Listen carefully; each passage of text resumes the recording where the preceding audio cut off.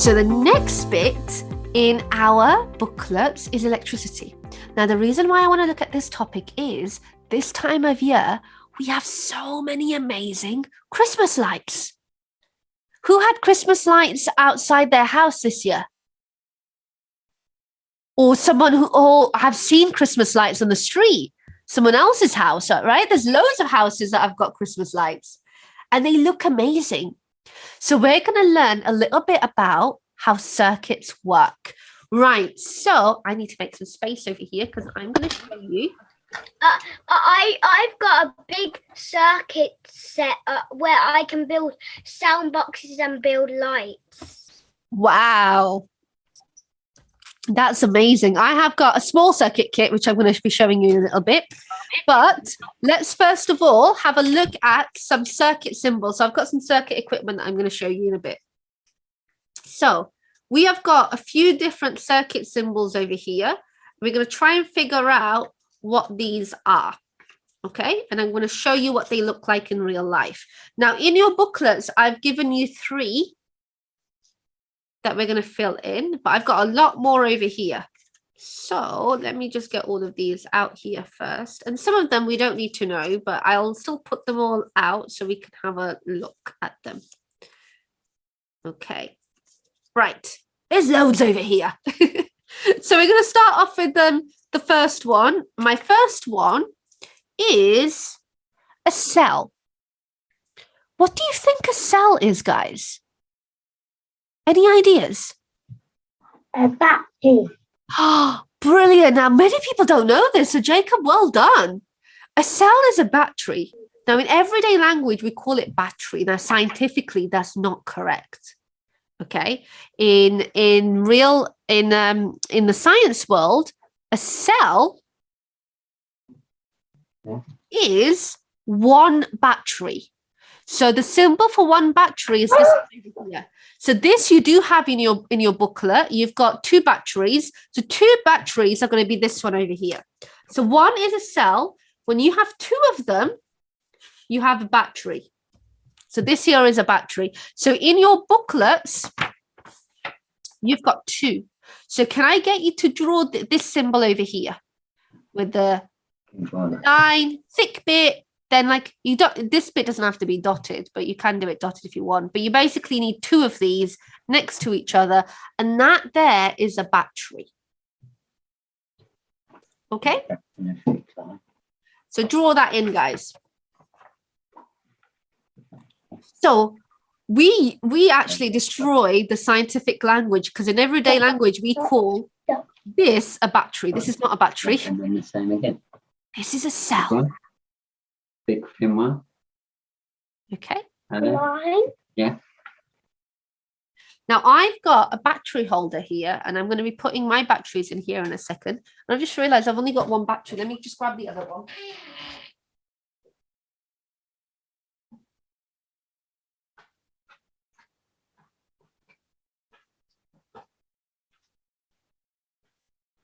I have 2 batteries now. I'm going to be using those in a second. So let's see what we have next. Next we have... What is this? Bzz, bzz. So this is a buzzer here. Bzz. So this is here, this one. This is a buzzer, but we don't have this in our booklets. But I'm going to put this in because I'm going to test it out in a second. Okay, so you don't have that in your booklet, so don't worry about it too much. Next, we have bulb. So this is like a lamp or any sort of light, which is this one over here. I'm going to move these up here. So I've got a bulb here in a bulb holder. So I'm going to show you what this looks like. This is just a light bulb, right? Let me focus in.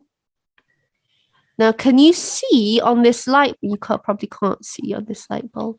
I can see, Mummy, I can see. Can you see between those 2 little silver bits? Can you see what's there? Let me see if I can put a different color there. No, that doesn't help. There is a blue at the bottom. Oh, yeah, you can see it now. Okay. Now, above the blue, Can you see the two silver bits that stick out?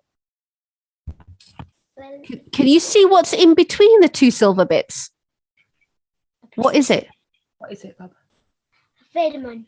A filament, yeah, it's basically a very thin piece of wire between these two little bits. It's a very thin piece of wire that's coiled up, okay? And then when the electricity goes through it, it basically light glows. That's where the light is coming from. So we're going to have a closer look at that in a little bit when I attach the circuit together. So that's going to go in here. We'll screw that in place. Right, so those are the main. So draw this bulb next to your bulb in your booklet. And then the final thing that's important to us is the switch. So we have got a switch. Closed switch is this one. And this is open switch. Okay, those are the important things. So I'm going to get rid of the ones that we don't need and we're not going to be looking at today. So we've got buzzer. We've got switch, so you can draw the switch as well. So this basically means that a switch is open, so it's not actually working. That's better. Now we're going to test this out now. We're going to make a circuit and I'm going to show you how this works. So I'm going to put battery in here. And I'm going to put a battery in here. And this is the fiddly bit. And we're going to see how each of these things work, okay?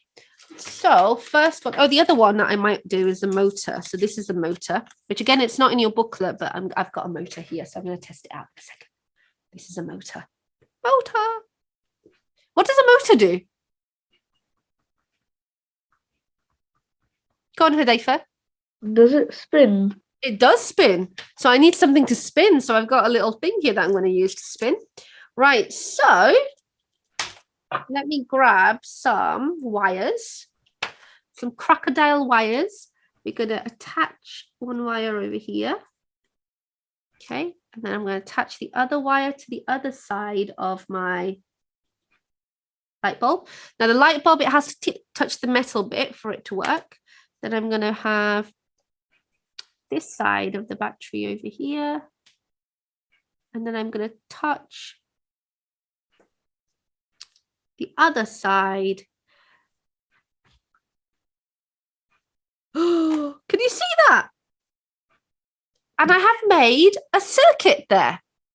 Okay, so this is a simple circuit that has a light bulb there. And the light, look how bright the light is. Really bright. Okay, so that has been with the light bulb. Now, what if I want it with the buzzer? No, this is going to be loud, guys. So if you're not expecting it to be loud, expect it to be loud because it's going to scare you if you're not paying attention. So listen to this carefully. Oops. She says it's loud and didn't even do anything. Have I got it connected the wrong way? Let me test it the other way around. Ooh,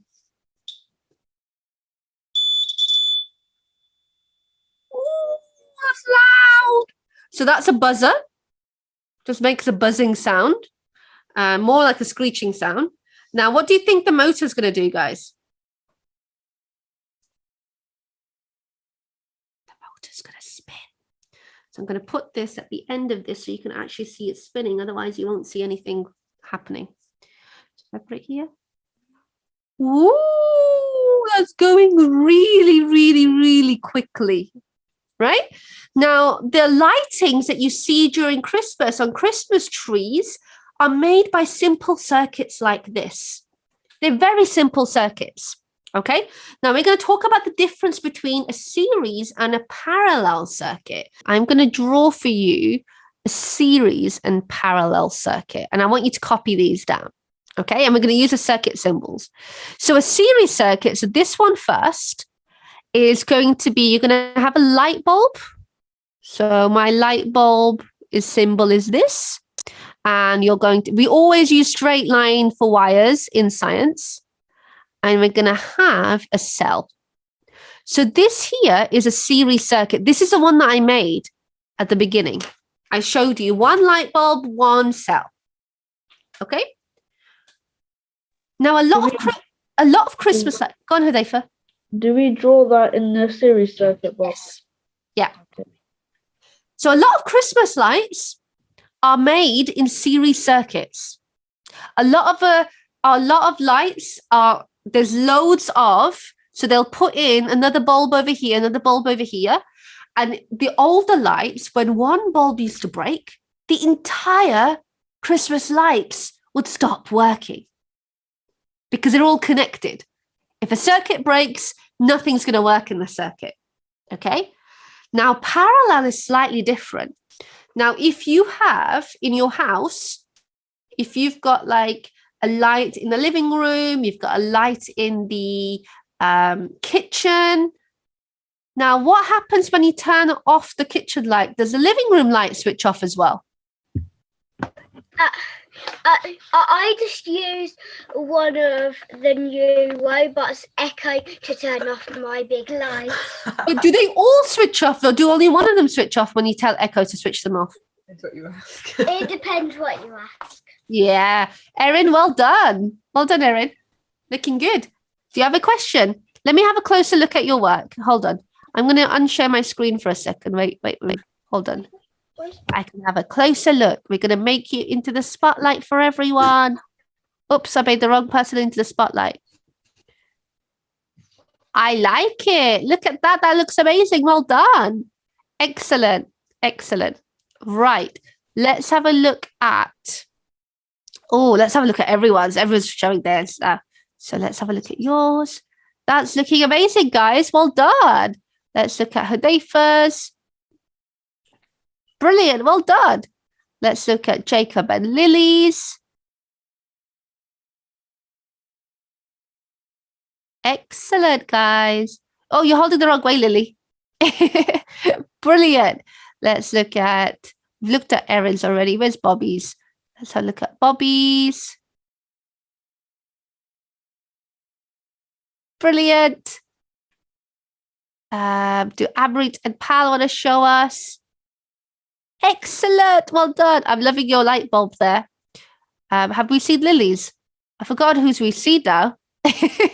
Excellent. Brilliant, guys. Right. Let us remove spotlight. Okay. So we've done. Oh, I've forgotten. When I unshare, I lose my circuit. So I'm going to have to just quickly draw that again.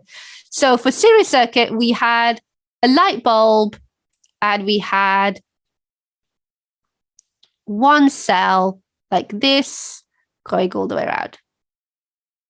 That if I were to put another cell here, the lights would get dimmer. They'd get lighter. Okay. So what I need to do, parallel circuits are a bit different. They have a light over here. And you have another light over here. Okay.